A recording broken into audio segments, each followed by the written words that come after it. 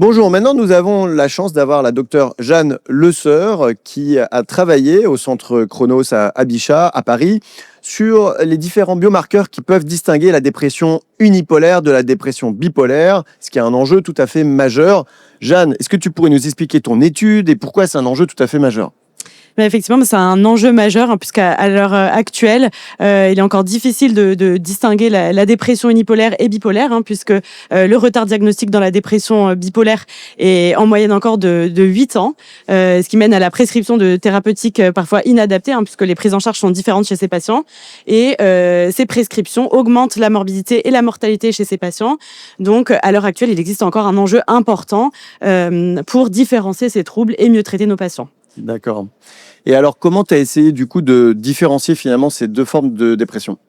Eh bien, donc, grâce aux marqueurs du sommeil des rythmes circadiens, puisqu'on sait et on l'a vu justement pendant cette présentation dans le symposium, les patients qui présentent des dépressions et de manière générale les troubles psychiatriques ont presque toujours des troubles du sommeil associés.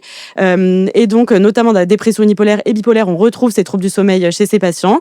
Et il y a de nombreuses études antérieures qui ont prouvé qu'il y avait des différences, notamment au niveau subjectif et objectif. Mais le problème, c'est qu'à l'heure actuelle, en fait, c'est pas très utilisé par les praticiens en pratique clinique.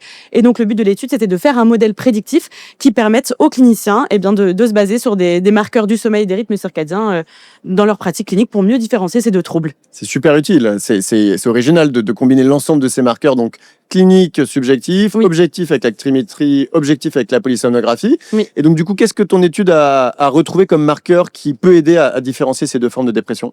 Eh bien, on a retrouvé du coup des marqueurs à la fois subjectifs et objectifs.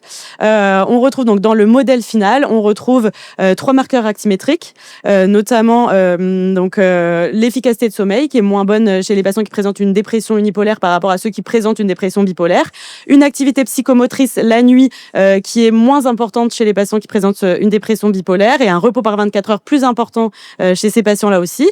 Au niveau subjectif, on retrouve plus de plaintes d'insomnie et une qualité de sommeil qui est moins bonne chez les patients qui présentent une dépression unipolaire. Et finalement, en polysomnographie, on retrouve le marqueur N2, le pourcentage de N2 par rapport au temps total de sommeil, qui est plus important chez les patients qui présentent une dépression bipolaire. D'accord. Voilà. Ok, et donc c'est super intéressant. Quelles sont pour toi finalement les perspectives pour la suite de ces travaux-là ?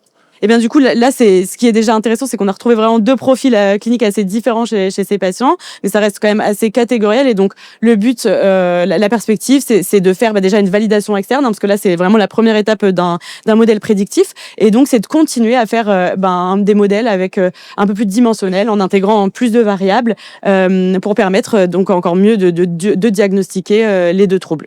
Ok, écoute, merci beaucoup pour ces messages. Ça ouvre vraiment de très belles perspectives et on a hâte de voir la suite de tes travaux. Merci Jeanne.